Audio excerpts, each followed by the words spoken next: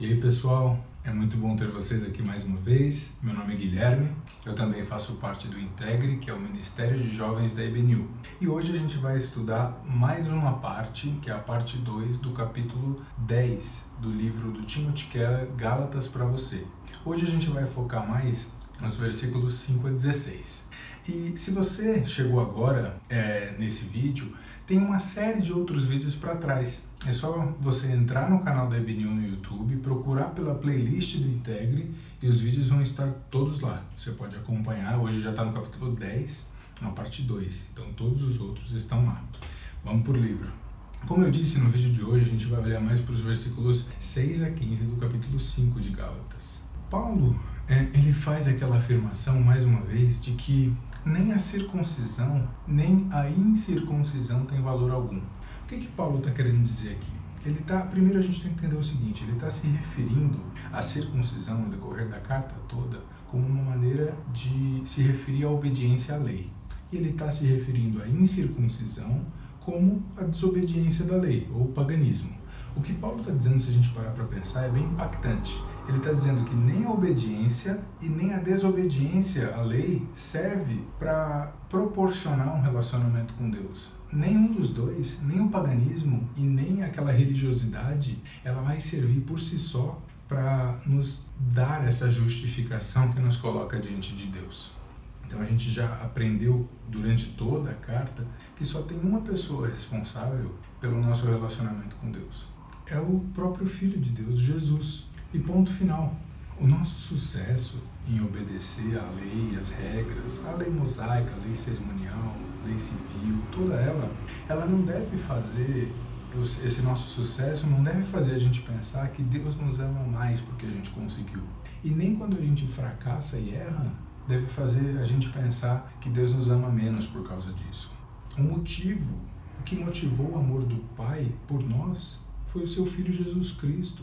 É em Jesus que o amor do Pai por nós está baseado, não na nossa performance. O Tim Keller ele nota uma coisa interessante. Ele diz que essa verdade de que o amor do Pai não depende da nossa performance, ela traz uma paz e um equilíbrio maravilhoso para nós cristãos. Porque ele diz que o Evangelho elimina esses altos e baixos da gente achar, eu consegui obedecer a lei, agora Deus me ama. Eu não consegui, Deus me ama menos. Agora eu consegui, Deus me ama um pouquinho mais. Ixi, eu errei, Deus me ama menos. Então, a vida cristã não é uma montanha-russa nesse sentido com relação ao amor de Deus por nós. Deus é imutável e o seu amor, por conta de Jesus, por causa de Jesus, também é imutável. Então, se a gente acreditar que Deus nos amou, não por causa das nossas virtudes, das coisas boas que tinham na gente, mas por causa de Jesus, porque o texto fala, a Bíblia fala do começo ao fim, que não há um homem bom, não há um sequer. Lá antes do dilúvio, o texto diz que a imaginação do homem era continuamente má, então não tinha virtude em nós mesmos, mas mesmo assim Deus escolheu nos amar. Então isso é libertador e traz paz ao nosso coração. Um segundo ponto que o autor observa é que o que tem valor, lembra que ele falou que nem a circuncisão nem a circuncisão tem valor? Então ele vai falar agora do que tem valor é a fé que atua pelo amor. Mas o que isso quer dizer? Ele diz que a fé possibilita o amor. A fé no amor de Deus por nós, esse amor que não foi com base no nosso mérito ou na nossa performance, esse amor que Deus mostrou para nós, por nós, mesmo quando nós estávamos nos nossos muitos pecados e éramos inimigos dele, ele nos motiva a amar as outras pessoas da mesma maneira. Deus não ficou procurando virtude na gente e falou, agora eu achei uma coisa boa, eu vou amar o João. Não, ele amou o João mesmo antes de ter qualquer coisa boa lá. E é nesse sentido que a nossa fé nesse amor de Deus incondicional, ele motiva a gente a amar os outros. Porque se a gente não acreditar nisso, o que a gente vai acabar fazendo? Eu vou procurar, eu só vou amar o fulano, só vou amar o meu próximo se eu encontrar alguma coisa boa nele. Se ele fizer o bem, se ele for uma pessoa bacana, se ele for uma pessoa honesta, se ele for uma pessoa correta. Se a gente for partir desse pressuposto, a gente não vai amar ninguém, porque todo mundo vai pisar na bola uma hora ou outra. Não tem, que nem Eclesiastes fala, um homem bom que nunca peque. Olha como o amor de Deus ele é fascinante e constrange a gente. Eu vou ler o texto aqui de Romanos 5, 8 a 10. Mas Deus demonstra o seu amor por nós. Como ele faz isso? Cristo morreu em nosso favor quando ainda éramos pecadores. Como agora fomos justificados por seu sangue, muito mais ainda, por meio dele, seremos salvos da ira de Deus. Se quando éramos inimigos de Deus, olha, Deus não esperou a gente ser amigo dele para ele nos amar, mas ele nos amou e Jesus morreu por nós quando a gente era inimigo.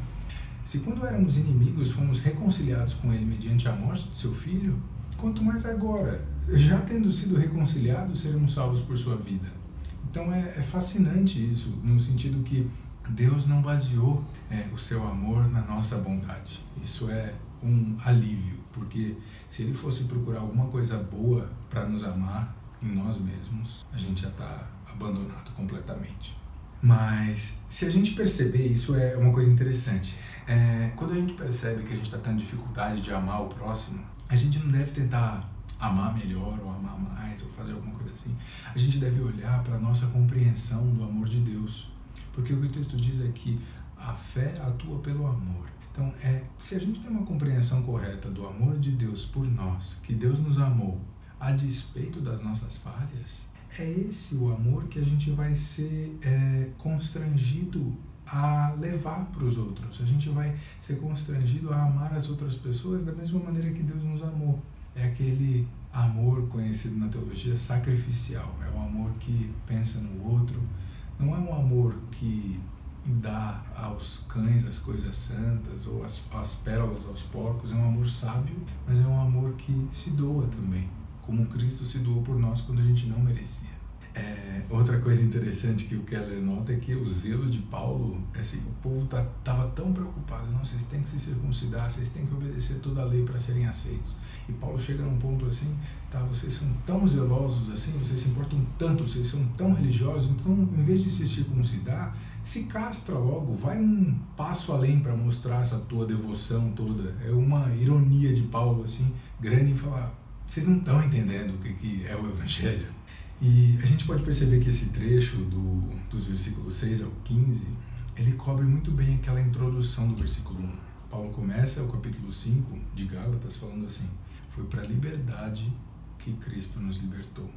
A liberdade, ela se refere a quê? Ela se refere à liberdade da culpa, da gente falhar em cumprir a lei para ser aceito diante de Deus, e se refere à liberdade da motivação a gente querer agradar a Deus pelo que Ele já fez por nós.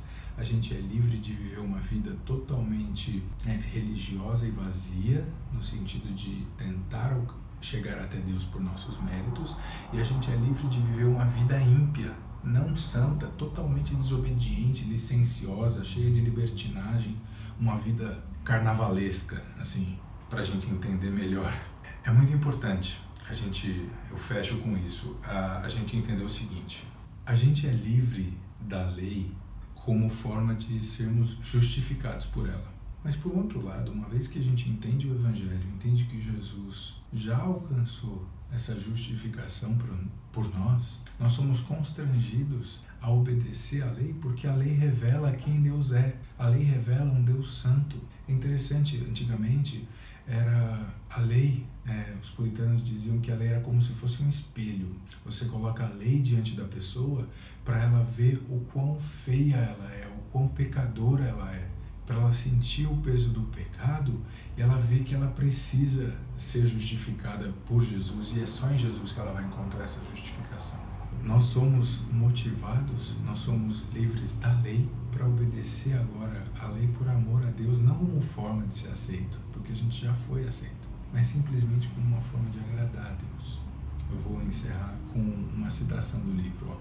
O Evangelho nos liberta para vivermos do jeito que quisermos, mas se pelo Evangelho nós entendemos de verdade quem é Jesus e o que Ele fez em nosso favor, a gente vai perguntar, como podemos viver para Ele? E a resposta será, olhem para a vontade de Deus expressa na lei. O Evangelho nos liberta da lei para a lei. Nos liberta da lei como forma de se justificar só que nos liberta para a lei como forma simplesmente de agradar o nosso Senhor.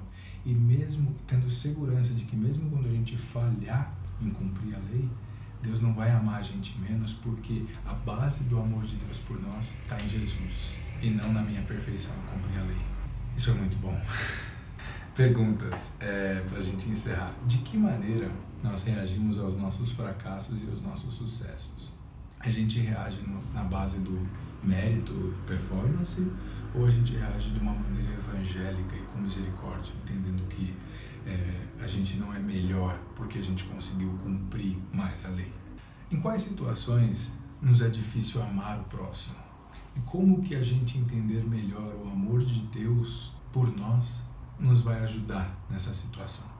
E a terceira e última pergunta é: escolha um pecado com o qual você tem lutado frequentemente contra. Como essa liberdade que o Evangelho nos dá pode te ajudar a matar essa motivação para pecar? Isso é tudo no vídeo de hoje. Eu agradeço muito a presença de vocês mais uma vez. Não se esqueçam de se inscrever no canal, de compartilhar esse conteúdo e vamos continuar estudando e crescendo em graça e no conhecimento do nosso Deus. Um abraço a todos vocês.